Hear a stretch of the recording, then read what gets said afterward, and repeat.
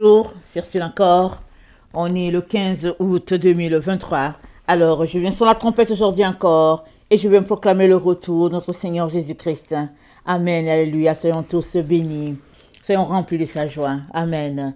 Alors, aucun des moineaux ne tombe sans que Dieu le Père soit au courant. Amen. Aucun de ces petits oiseaux ne tombe sans qu'il ne soit au courant. Alors, Matthieu 10, le verset 29. On va lire cela. Matthieu 10, le verset 29. Alors, ne vantons pas de passereaux pour un sou. Cependant, il n'en tombe pas un à terre sans la volonté de votre Père. Et même les cheveux de votre tête sont tous comptés. Ne craignez donc point, vous valez plus que beaucoup de passereaux. C'est pourquoi, quiconque me confessera devant les hommes, je le confesserai aussi devant mon Père qui est dans les cieux. Mais quiconque me réunira devant les hommes, je le réunirai aussi devant mon Père qui est dans les cieux. Amen. Alors, les passereaux sont les petits oiseaux, les moineaux, n'est-ce pas? Ils sont si petits que quand on les voit, on a tellement juste envie de les prendre dans nos bras. On ne pense pas aller les tuer. Amen. On ne pense pas aller les tuer.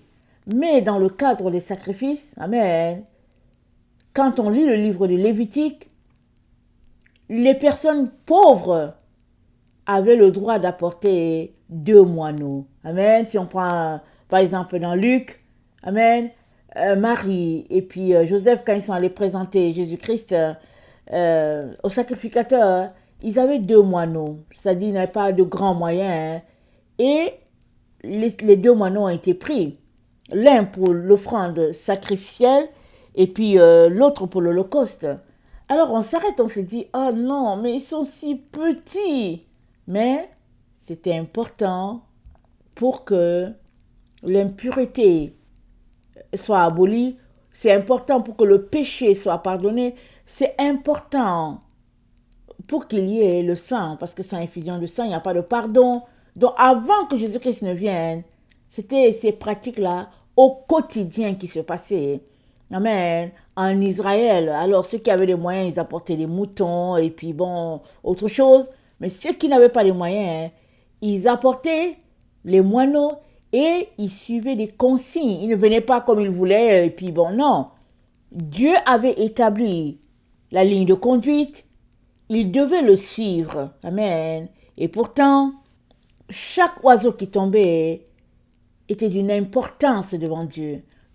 Chaque moineau avait une valeur dont Dieu savait tout, il voyait tout. Amen. Et c'est pareil pour nous aujourd'hui. Amen. Et Dieu sait tout ce par quoi nous vivons.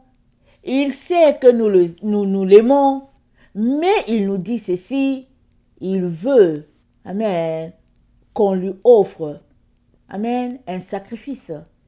Alléluia. Et le sacrifice, c'est qui? C'est toi, c'est moi. Une offrande volontaire à notre Dieu. Amen. Et c'est ça que souvent on n'est pas prêt à faire. On lui offre une partie de nous. On ne lui offre pas le 100%. Mais Dieu veut le 100% de chacun d'entre nous. Amen. Alors regardons un peu ce qu'il dit à Moïse dans Exode. Amen. Dans Exode, attends, il faut que je regarde mes références.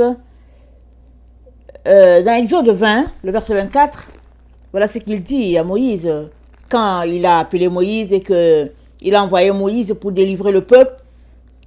Et il a dit à Moïse, bâtis-moi un tabernacle. Amen. Il dit, Exode 20, le verset 24.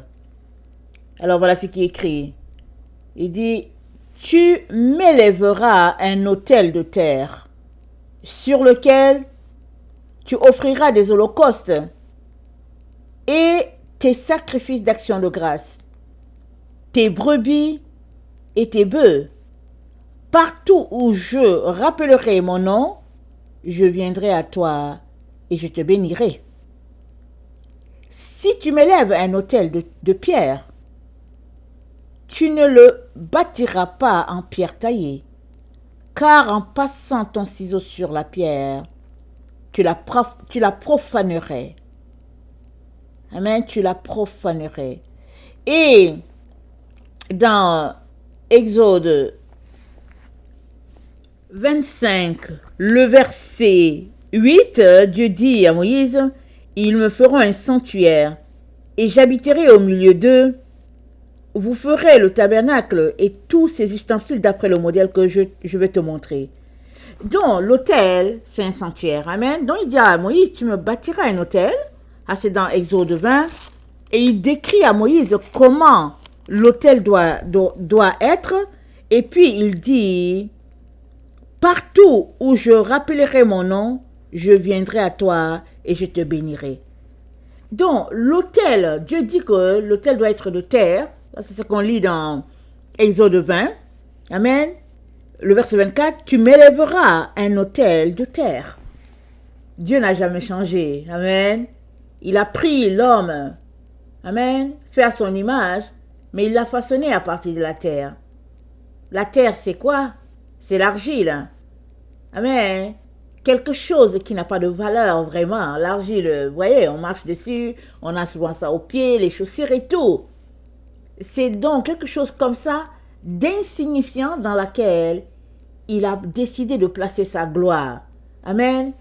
Et même quand il a demandé à Moïse de lui bâtir un autel, il a dit, j'aimerais que ce soit en terre, pas en autre chose. Mais si tu le fais en pierre, nous savons que les pierres, ça vient de Dieu, n'est-ce pas? Il dit, mais si tu le fais en pierre, je ne veux pas que ça soit taillé. Parce que la pierre encore, ça vient de l'Éternel. Alors Dieu dit, bon, à la rigueur, on peut laisser les pierres. Parce que les pierres, on les obtient souvent de, comment on appelle ça? Des volcans, des montagnes. Les pierres, ça vient de l'Éternel. Alors Dieu dit, si tu le fais de pierre, là encore, c'est la main de l'Éternel qui l'a créé. Il dit que ce ne soit pas taillé. Parce que je ne veux pas que ce soit profané. Amen. Et qu'est-ce que Dieu dit encore? Allons-y voir dans Ésaïe 66. Verset 1, il dit, ainsi parle l'Éternel, le ciel est mon trône, la terre mon marchepied. Quelle maison pourriez-vous me bâtir et quel lieu me donneriez-vous pour demeure? Toutes ces choses, ma main les a faites et toutes ont reçu l'existence de l'Éternel. Amen. Alors, et dans Actes 17, le verset 24, Acte 17, le verset 24, Dieu dit ceci. Il dit,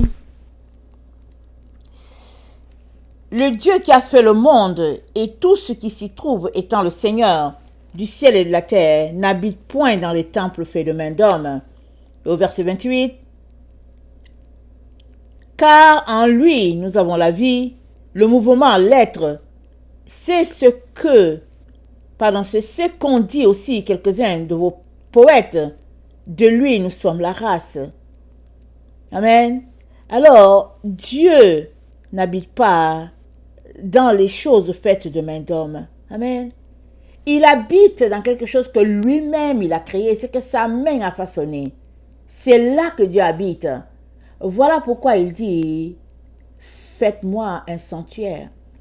Voilà pourquoi il dit à Moïse, quand tu vas me bâtir l'autel là, il faut qu'il soit en terre. Parce que la terre lui rappelle l'homme, l'être humain créé à son image. Dieu trouve son plaisir dans l'être humain. L'homme, amen, quand je dis l'homme, c'est avec un grand H. C'est là que Dieu trouve son plaisir dans l'être humain. Maintenant, c'est à toi, c'est à moi de nous laisser façonner par Dieu. Et ainsi, il va trouver son plaisir en nous. Amen. Voilà pourquoi il nous dit, sanctifiez-vous, purifiez-vous. Il a dit à Moïse, il dit, sanctifiez le peuple. Au troisième jour, je vais vous rencontrer. Amen. Ici, c'est une prophétie, n'est-ce pas? Il dit, sanctifiez le peuple. Je vais vous rencontrer au troisième jour. Et Moïse a donné des consignes au peuple pour dire sanctifiez-vous, purifiez-vous, voilà comment vous devez vous comporter, parce que l'Éternel va venir à notre rencontre. Amen. Il va venir se révéler à eux. C'est le même pattern. Depuis tout le temps, Dieu trouve son plaisir dans l'être humain. Maintenant, si le Créateur, l'être suprême, celui qui t'a façonné, Amen, dit qu'il trouve son bonheur d'être en toi, il te revient à toi de te sacrifier, de te débarrasser de toutes ces choses-là qui te gardent loin de lui, de faire de la place à l'Éternel des armées. Amen. C'est ça qu'il attend de chacun d'entre nous. Et la seule manière de faire la place à Dieu, c'est de t'offrir à 100%.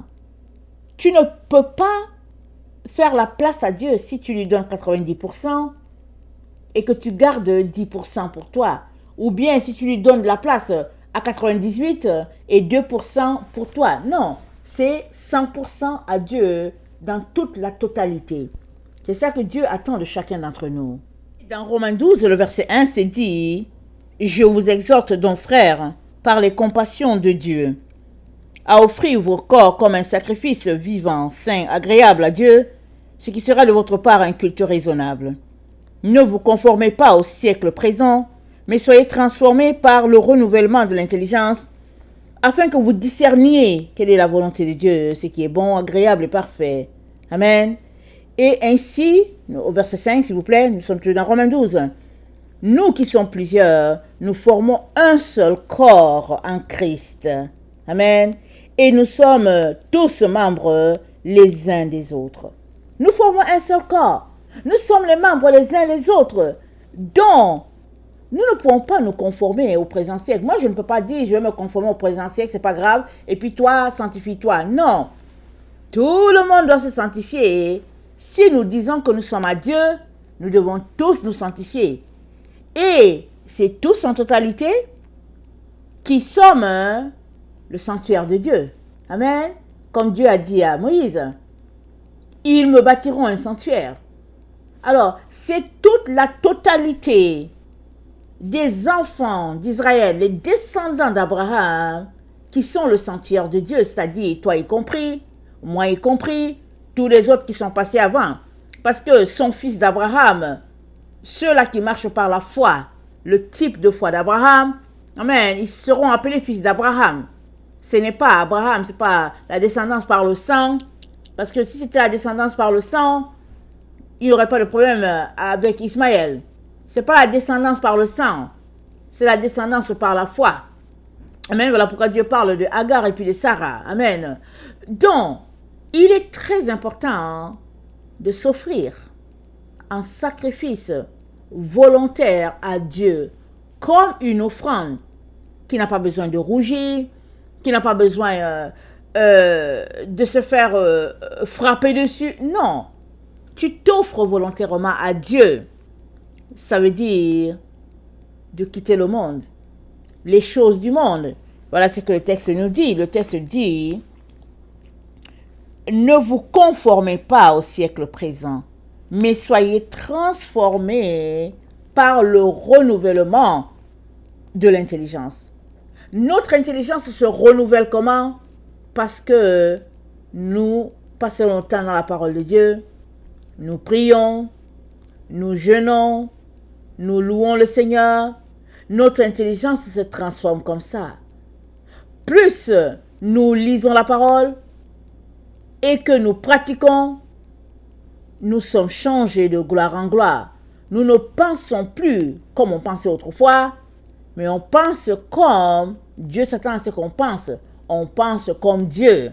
Amen. Regardons dans Éphésiens. C'est ce qui est dit dans Éphésiens. Alors, c'est une vie de sacrifice. C'est une décision volontaire. Et dans Éphésiens 2, c'est dit au verset 19, « Ainsi donc, vous n'êtes plus des étrangers ni des gens du dehors, mais vous êtes concitoyens des saints, gens de la maison de Dieu. Vous avez été édifiés sur le fondement des apôtres et des prophètes, Jésus-Christ lui-même étant la pierre angulaire. En lui, tout l'édifice, bien coordonné, s'élève pour être un temple saint dans le Seigneur. En lui, vous êtes aussi édifiés pour être une habitation de Dieu en esprit. C'est-à-dire, nous sommes édifiés pour être le sanctuaire de Dieu. Amen. Exode 25, comme on vient de lire tantôt, je ne sais plus c'est quel verset, attendez, il faut que je vous le donne rapidement, parce que quand vous allez aller faire votre étude, c'est bien de le relire. C'est Exode 25, le verset 8. Ils me feront un sanctuaire et j'habiterai au milieu d'eux. C'est tous ensemble. Amen. Mais si toi, tu décides juste de faire une partie, tu seras exclu du sanctuaire. Pourquoi? Parce qu'il y en a qui sont passés avant nous et qui ont observé les règles. Amen. Ils ont marché dans la sainteté, dans la pureté. Ils ont été un sanctuaire en l'honneur de l'Éternel. Nous aussi, nous sommes appelés à marcher comme eux et on se joint à eux parce que c'est un seul sanctuaire. Amen. Il n'y a pas plusieurs sanctuaires. C'est un seul.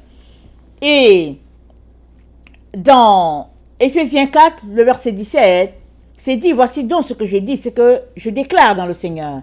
C'est que vous ne devez plus marcher comme les païens qui marchent selon la vanité de leurs pensées. Ils ont l'intelligence obscurcie. Ils sont étrangers à la vie de Dieu. À cause de l'ignorance qui est en eux, à cause de l'endurcissement de leur cœur, ayant perdu tout sentiment, ils se sont livrés à la dissolution pour commettre toute espèce d'impureté jointe à la cupidité. Mais vous, ce n'est pas ainsi que vous avez appris Christ. Si du moins, vous l'avez entendu, et si, conformément à la vérité qui est en Jésus, c'est en lui que vous avez été instruits à vous dépouiller. Eu égard à votre vie passée, du vieil homme qui se corrompt par les convoitises trompeuses, et à être renouvelé dans l'intelligence dans l'esprit de votre intelligence. Amen. Alors, dans Romains 12, Paul nous dit, ne vous conformez pas au présent siècle, soyez transformés par le renouvellement de votre intelligence. Et dans Éphésiens, le même Paul nous dit que l'intelligence, elle est obscurcie par notre vie passée. Les mauvaises pensées, les choses que nous faisions avant, ça obscurcit notre intelligence. Et il nous dit, ne faites plus comme ça. Il dit, ne faites plus comme ça. Il dit maintenant, marchez comme les enfants de lumière. Donc, marchez selon la vérité. Il dit, habillez-vous de Christ. Amen. Et pendant que vous habillez de Christ, votre intelligence est renouvelée. Amen. Et alors que vous habillez de Christ, vous devez renoncer aux choses du monde. Amen. Vous renoncez à ces choses-là. Vous les laissez aller. Et ainsi, votre intelligence est renouvelée. Et ainsi, vous serez un sacrifice, un autel en l'honneur de l'Éternel. C'est à ça que nous sommes appelés, chacun pour sa part. Amen. Donc, il est très important que là où nous sommes, amen, parce qu'on est complètement à la fin, je vous le dis, il est très très important qu'on s'arrête pour se demander si on est un véritable autel à Dieu, ou bien si on joue. Souvent, on joue à cache-cache. Amen. On joue à cache-cache, on pense que Dieu ne voit pas, mais Dieu voit tout. Voilà pourquoi il nous dit, il n'y a pas un petit passereau qui tombe sans que lui, Dieu, il ne sache. Ça veut dire qu'il n'y a rien que tu fais que Dieu ne sait pas. Tout est ouvert. Amen. Tout est ouvert. Tout ce que tu fais, Dieu voit tout, tout se sait, tout se connaît. Il n'y a rien de caché devant lui. Amen. Alors, il est donc important qu'on puisse s'arrêter et se demander ce que nous voulons en réalité. Est-ce que nous voulons juste faire semblant devant les hommes que, au fait, on a tout donné à Dieu alors qu'en réalité, on ne lui a pas tout donné? Parce que c'est notre 100% qui fait de nous des êtres qui sont devenus un autel à l'honneur de leur Dieu, un sanctuaire. Amen. Et on va rejoindre le groupe de tous ceux-là qui sont sacrifiés à 100% pour leur Dieu. On vit dans un siècle où Nos cœurs sont attachés vers le matériel, la vie facile, toutes ces choses-là. Et on a souvent l'impression que il ne faudrait pas exagérer. Et les gens parlent du légalisme et toutes sortes d'histoires pour décourager tous ceux-là qui veulent marcher dans la sainteté, dans la pureté. Dieu est le même. Il n'a pas changé. Les règles qui sont les nôtres de sanctification, dans le temps dans lequel nous sommes, ce sont les mêmes règles qui ont été dans le passé et qui seront éternellement. Il est donc très important que nous puissions, une fois pour toutes, régler cette histoire de sainteté, c'est-à-dire se revêtir de l'homme nouveau, créé selon l'image de la justice, de la sainteté, de la vérité. Amen. C'est dit dans Éphésiens. Éphésiens 4, le verset 24, ça dit à revêtir l'homme nouveau, créé selon Dieu, dans une justice, une sainteté que produit la vérité. Mais si nous retournons à nos anciennes vidéos, on se rappelle qu'on a vu que le fruit de la lumière, c'est quoi? C'est la bonté, c'est la justice, c'est la vérité. Il y a le fruit de la lumière, les trois choses. On doit les avoir constamment avec nous. Et qui dit vérité, amen, dit sacrifice à 100%. Tu ne peux pas adorer Dieu en vérité, amen, en esprit en vérité, si tu ne t'es pas offert à 100%, tu ne peux pas. Alors, qu'est-ce que ça te prend? Amen. Prends un temps de jeûne, viens devant Dieu, examine-toi, parce que ce serait dommage d'être arrivé jusque-là et de n'avoir pas donné le 100%, un peu comme le jeune homme riche. Il faisait ses commandements, il les pratiquait, il les lisait, les étudiait. Mais quand Jésus-Christ lui a dit, vends ce que tu as donné aux pauvres, la Bible nous dit, il est parti tout triste. C'est l'élément qui l'a tellement attristé qu'il n'est pas allé plus loin. Est-ce que par la suite, il a donné sa vie à Jésus? On ne sait pas. La Bible ne nous dit pas la suite. Mais toujours est-il que c'était pour une affaire de richesse de ce monde. Ça l'a bloqué. Toi, il se pourrait que ça ne soit pas la richesse. Peut-être parce que ton cœur est pris par quelqu'un d'autre. Peut-être parce que, au fait, tu es dans toutes sortes d'histoires. On ne connaît pas les liens de chacun. Mais, un examen, un temps seul à seul avec Dieu va te donner de répondre à ces questions-là. Si vraiment tu es prêt à payer le prix du rejet de Christ. Est-ce que tu es prêt à payer le prix du rejet de Christ?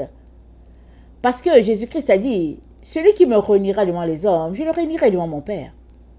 Amen.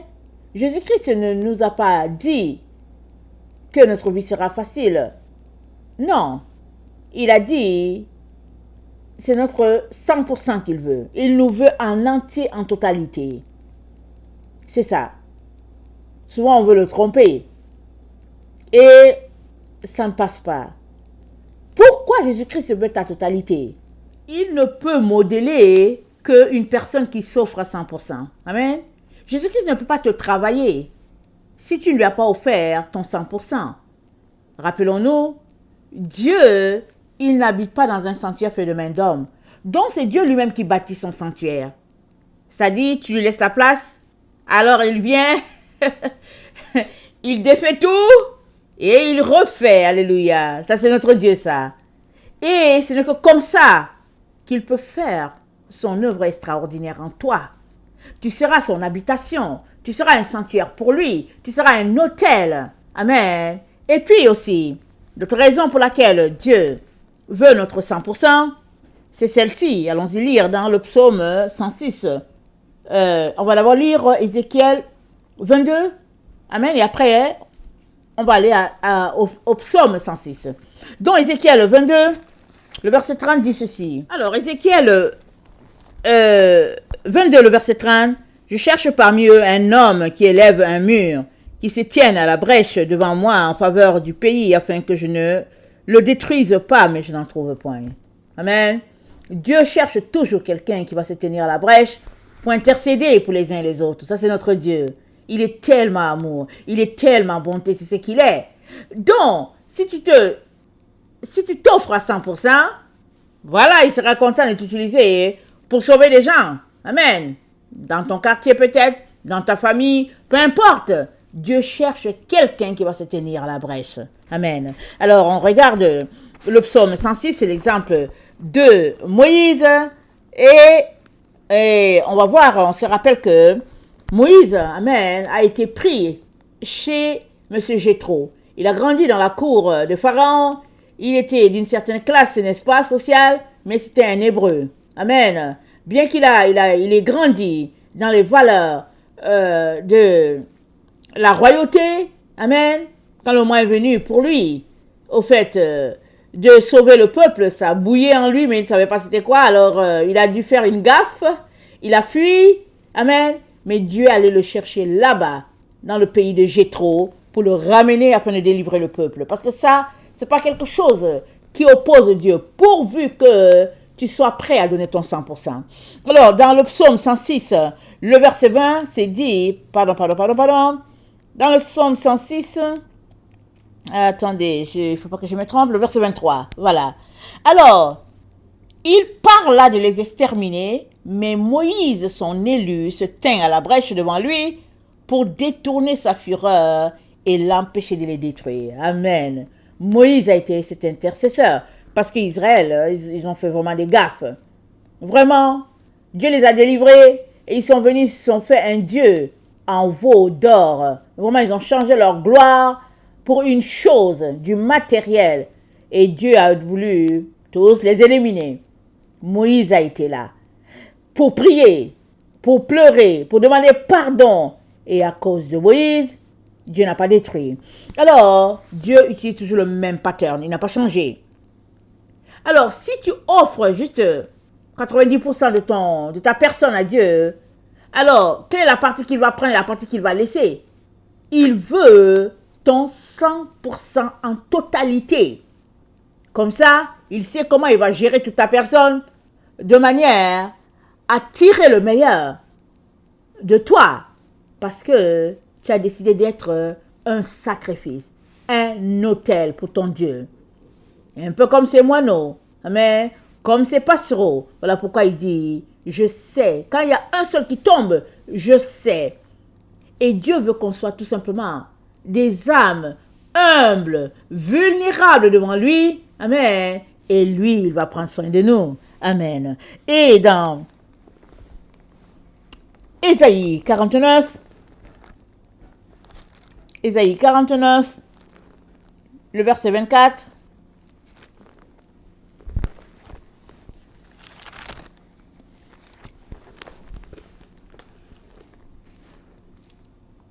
Voilà ce qui est dit.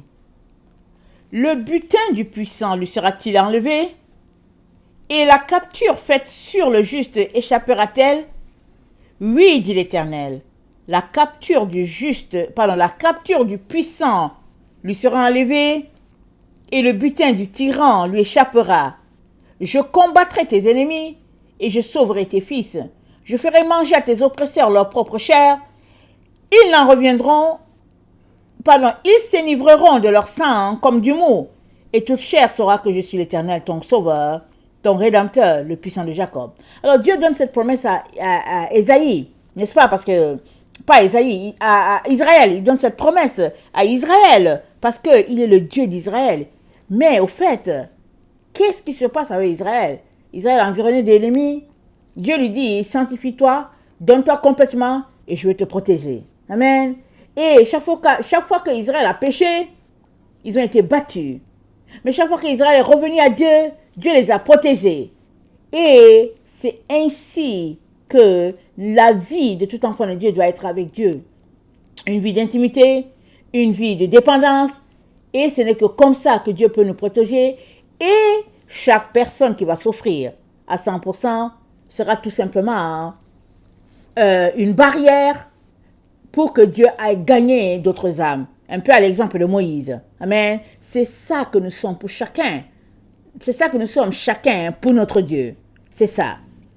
Alors, souvent on craint de se donner en totalité. On se dit, qu'est-ce que les gens vont penser de moi? Ou bien, bon, je veux perdre la face. Ou bien souvent on se dit, Dieu, quand on s'offre à lui, bon, on n'a pas tout ce qu'on veut. Et puis, on se fait toutes sortes d'imaginations.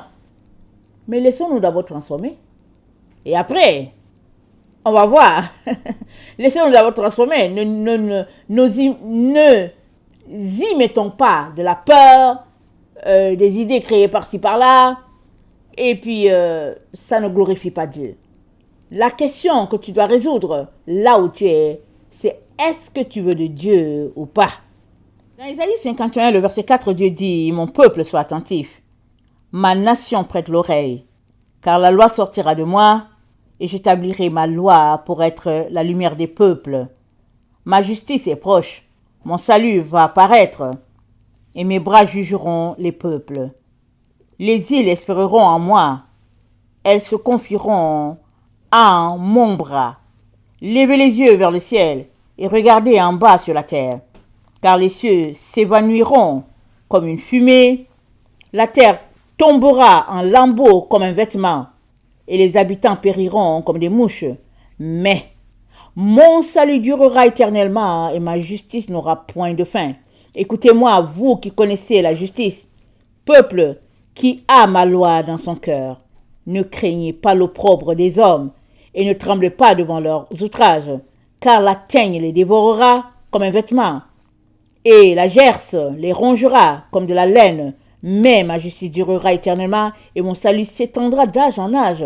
Amen. Ça dit le salut de Dieu, c'est d'âge en âge. Ce qui fait que souvent, on est réticent à se donner à 100%, c'est que on craint souvent les hommes, on craint la famille, on craint les amis. On a toutes sortes d'idées. Mais Dieu te dit, ne les crains pas. Donne-moi ton 100%. Et comme c'est dit dans le verset 5, nous sommes dans Isaïe 51, n'est-ce pas? Le verset 5, c'est dit, mes bras jugeront les peuples. Mes bras jugeront les peuples. Et si on regarde dans Apocalypse 20, le verset 4, c'est dit, et je vis des trônes, et à ceux qui s'y assirent fut donné le pouvoir de juger. Et je vis les âmes de ceux qui avaient été décapités à cause du témoignage de Jésus et à cause de la parole de Dieu, et de ceux qui n'avaient pas adoré la bête ni son image et qui n'avaient pas reçu la marque sur leur front et sur leurs mains. Ils revinrent à la vie et ils régnèrent avec Christ pendant 1000 ans. Mais ils étaient assis sur des trônes et ils jugeaient. Amen. Mais pour pouvoir arriver à une position où à la fin on se retrouve avec Dieu, c'est qu'il faudrait que maintenant déjà, nous soyons avec Dieu à 100%. Maintenant déjà. Et les hommes sont là, tout simplement, pour nous intimider. Dans le sens que l'ennemi les utilise par-ci, par-là pour nous empêcher d'aller plus loin. Ça fait partie des croix que nous devons porter. Ça fait partie souvent des barrières sur notre chemin. Et c'est là pour exercer nos mains au combat. Amen. C'est là pour orienter notre vie, c'est là pour diriger notre volonté, pour savoir est-ce qu'on veut vraiment notre Dieu ou pas. Et si tu veux de Dieu, tu vas laisser toutes ces choses-là de côté et tu vas t'élever en l'honneur de ton Dieu. Mais si tu t'assois là et que tu penses à tout ce que tu vas perdre, alors tu ne suivras jamais Jésus. Parce que Jésus-Christ a dit quoi? Il dit, si quelqu'un aime son père, sa mère, son frère, plus que moi, il n'est pas digne de moi. Alors, tu peux mettre sur la liste, tu peux mettre tes amis, tes cousins, et puis tout le monde, tu peux mettre. Et Jésus-Christ dit, si tu les aimes plus que lui, tu n'es pas digne de lui. Et nous savons que l'amour, ça se mesure en quoi? En pratique des commandements de Dieu. Plus tu pratiques les commandements de Dieu, mieux tu vas bien jauger, amen, tu vas bien vraiment évaluer ta situation et tu vas choisir ton Dieu. Mais moins tu passes du temps avec Dieu, plus les gens vont t'intimider. Amen. Ils vont t'intimider, ils auront de l'ascendance sur toi. Mais plus tu lis ta parole, plus tu te fortifies. Et puis, tu vas donner ton 100% à Dieu. Parce que on est là à la fin. On est complètement à la fin. Amen. Tu ne vas pas rater. Tu ne vas pas rater le don divin à cause d'une petite émotion. Mais non. Mais non. C'est le temps plus que jamais où tu dois t'élever en l'honneur de ton Dieu et lui prouver que tu l'aimes. Et pour finir, dans Apocalypse 8, je vais finir avec ça. Apocalypse 8, le verset 1, voilà ce qui est dit. Alors là encore, il y a un autel qui est là. Amen. Apocalypse 8, le verset 1. Quand il ouvrit le 7e sceau, il eut dans le ciel un silence d'environ une demi-heure. Et je vis les 7 anges qui se tiennent devant Dieu, et 7 trompettes leur furent données. Écoutez bien. Et un autre ange vint, et il se tint sur l'autel. Ayant un encensoir d'or, on lui donna beaucoup de parfums. C'est quoi les parfums? C'est les prières. Amen. On lui donna beaucoup de parfums afin qu'il les offrît avec les prières de tous les saints sur l'autel d'or qui est devant le trône. Alors, c'est quoi les parfums? Excusez-moi. Les parfums, c'est chaque personne. Excusez-moi, j'ai un peu confondu les mots. Les parfums, c'est chaque personne. Tu es un parfum pour l'Éternel ou bien tu ne l'es pas. Tu es un parfum de bonne odeur parce que tu présentes à Dieu, tu te présentes à Dieu comme une offrande vivante, un sacrifice vivant. Tu es un parfum. Alors, soit tu es le parfum à l'honneur de l'Éternel, soit tu ne l'es pas. Amen. Et si tu es un parfum pour ton Dieu, ça veut dire que il est temps que tu t'assures que tu as donné le 100% à Dieu. C'est maintenant plus que jamais où tu dois tout lui donner. Tu dois lui montrer combien tu l'aimes et tu dois transcender toutes ces choses-là qui te bloquent. Verset 4 dit, la fumée des parfums monta avec les prières des saints de la main de l'ange devant Dieu. C'est quoi? La fumée des parfums. Rappelons-nous, l'encens. Notre vie est un encens ou il ne l'est pas. Notre vie est un parfum ou pas. C'est pourquoi je vous dis que les parfums sont les personnes. Amen. Alors, comment est ta vie? Ta vie est un parfum agréable à Dieu? Amen. Alors, tu seras compté parmi ces personnes-là. Amen. Pour qui la vie sera comme un encens à l'honneur de l'Éternel. Et à cause de toi, amen, Dieu enverra le jugement sur la terre et la séparation sera faite entre les bons et les mauvais. À cause de toi. Parce que ta vie est un parfum. Dieu va te protéger. Amen. Et il ne va pas permettre qu'un seul cheveu de ta tête tombe pour le compte de l'ennemi. Il te protégera. Il protégera ta descendance. Il protégera tout ce qui est à toi. Mais avant cela, donne ton 100% à Dieu. Ne joue pas l'hypocrite. Ne joue pas la personne qui aujourd'hui est avec le Seigneur, demain n'est pas avec lui. La personne qui lui offre une partie et puis qui ne lui offre pas. Le Seigneur ne peut pas compter sur de telles personnes. Elles sont tergiversantes. Elles sont comme des yo-yo, n'est-ce pas? Tantôt avec Dieu, tantôt pas, et puis bon voilà. Dieu ne peut rien faire avec une telle personne. Voilà pourquoi il est important que tu offres ton 100%. Et au verset 5, c'est dit, l'ange prit l'encensoir. L'ange lui-même, sa vie est un parfum, parce qu'au verset 3, c'est dit, un autre ange vint, il se tint sur l'autel, ayant un encensoir d'or, on lui donna beaucoup de parfums. Sa vie, déjà, c'est un sacrifice en l'honneur de Dieu, parce que les anges déchus, ben voilà, ils ont été écartés loin de Dieu, mais les anges, c'est dit quoi dans le psaume 3? Parlant des anges, c'est dit, ils sont des esprits en l'honneur de l'Éternel. Dans le psaume 103, c'est ça qui est dit. C'est dit, on va voir, c'est dit au verset, verset 20, le psaume 103, c'est dit, bénissez l'Éternel, vous, ses anges, qui êtes puissants en force et qui exécutez ses ordres en obéissant à la voix de sa parole.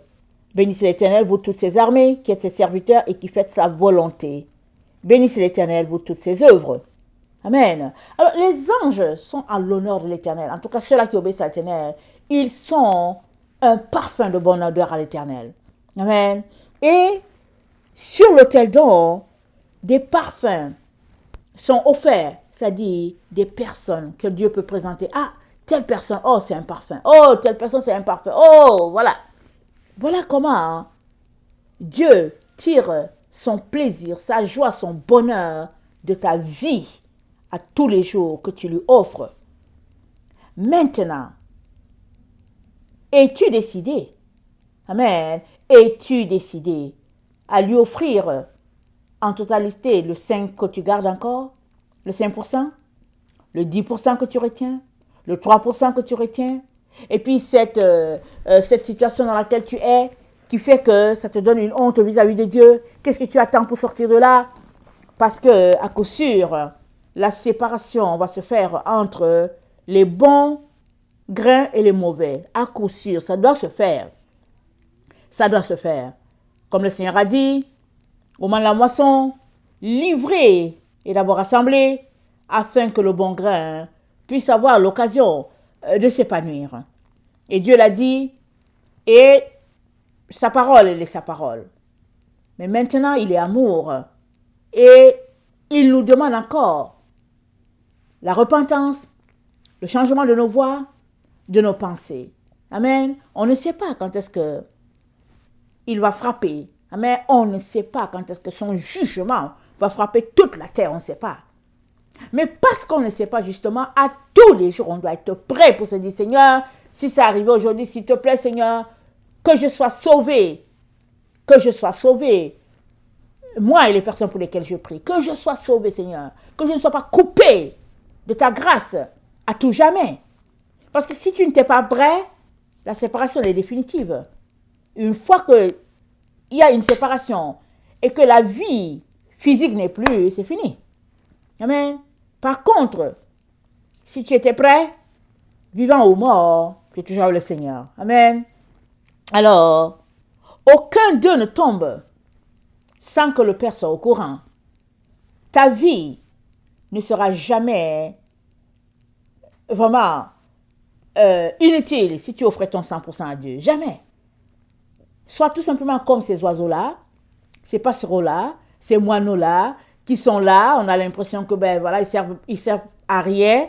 Sois comme ça. Amen. Et Dieu va t'utiliser pour sa gloire, pour amener le plus grand nombre à lui. Amen. Que le Seigneur bénisse sa parole. Maranatha, Jésus revient. Amen et alléluia. Soyons tous bénis. Amen.